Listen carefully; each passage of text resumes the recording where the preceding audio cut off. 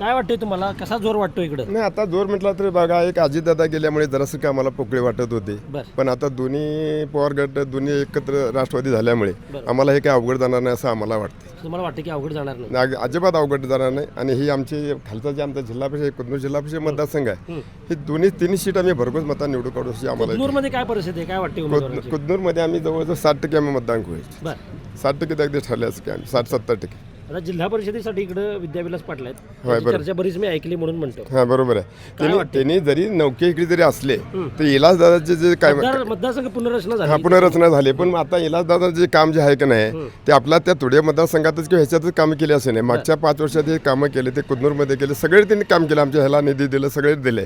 त्याच्यामुळे आम्ही मानतोय त्यांना.